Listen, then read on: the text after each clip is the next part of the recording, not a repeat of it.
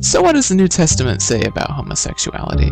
Well, the New Testament really doesn't have a whole lot to say about the issue, and the things that it does say really aren't very well understood by most people. There's no record of Jesus ever having said anything specifically about either homosexuality or homosexual activity, and when Jesus is asked about marriage specifically, he points back to the old traditional creation stories found in Genesis 1 and 2, and he quotes them saying, "But from the beginning of creation God made them male and female. For this reason a man shall leave his father and mother and be joined to his wife, and the two shall become one flesh. So they are no longer two, but one flesh. Therefore what God has joined together, let no one separate." Probably the most important passage on this topic in the New Testament would be Romans 1:18-32. It's also the only passage in the New Testament to offer anything remotely resembling a theological reflection on the topic. But there's three important things to pay attention to here. First, Paul is purposely trying to set up a trap for his Jewish readers in this passage. Second, Paul specifically says that homosexual activity is the result of God's wrath, not the cause of God's wrath.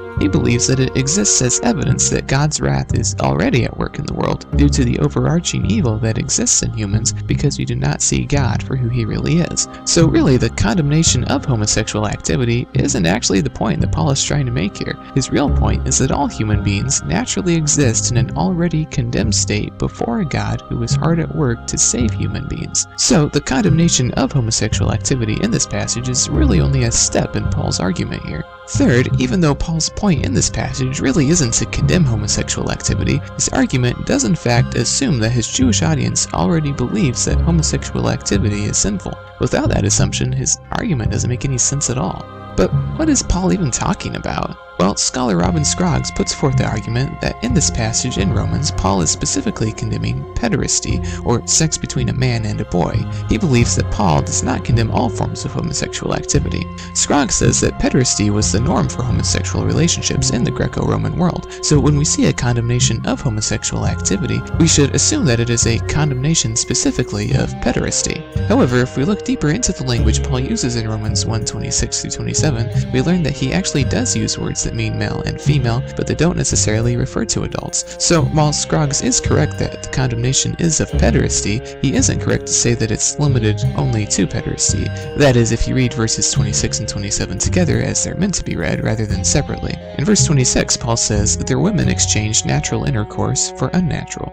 Now, you may have noticed that this verse doesn't actually speak specifically about homosexual activity, and if you do choose to read it by itself, you can easily come to the conclusion that this is simply a condemnation of different kinds of heterosexual forms of sex that were thought to be unnatural by Paul's Jewish readers. However, since the verse about women is sitting right next to the verse about homosexuality among men, it's logical to conclude that he is talking about some form of lesbian sex. Lesbian sex had many different forms in the ancient world, but strongly the most common example we find is consensual sex between women who are about the same age. So if we do choose to read verses 26 and 27 together, and we see Paul condemning homosexuality among adult women for the sake of his argument, then there's no reason to think that he wouldn't also, for the sake of his argument, condemn homosexual activity among adult men.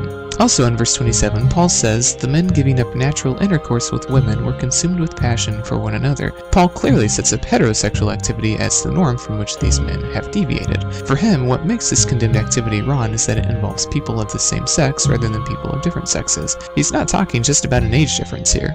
But what's Paul's point anyway? Well, if you keep reading on to verses 28-31, Paul actually goes on to list several different types of evils into which the Gentiles have fallen because of their refusal to accept God for who he is. Paul doesn't just talk about sex, he also lists things like haughtiness and rebellion against parents, and he doesn't give any kind of indication that he sees homosexual activity as any worse than all these other things he mentions. Now, so far, Paul's been talking about sins that his Jewish readers would easily condemn as gross and disgusting, but when Paul comes to chapter 2, he suddenly turns on his fellow Jews in the Roman Church. Up till now, the Jews were right there with him, clapping their hands, cheering him on, telling him to give it to those nasty, disgusting Gentiles. Now, in chapter 2, Paul says, "You have no excuse, for in passing judgment on another, you condemn yourself, because you, the judge, are doing the very same things." We don't exactly know what kinds of things these Jews were doing, and they might not have been participating in those things which they already thought were disgusting, but when Paul tells them that they're doing the same things that the Gentiles do, what he likely means is that, like the Gentiles, the Jews were also guilty of not accepting God for who he really is, shaping him into who they want him to be, rather than being shaped by him. So Paul's point is that all humans, no matter who they are, naturally stand condemned before God, and that is why God is at work in the world in Jesus Christ.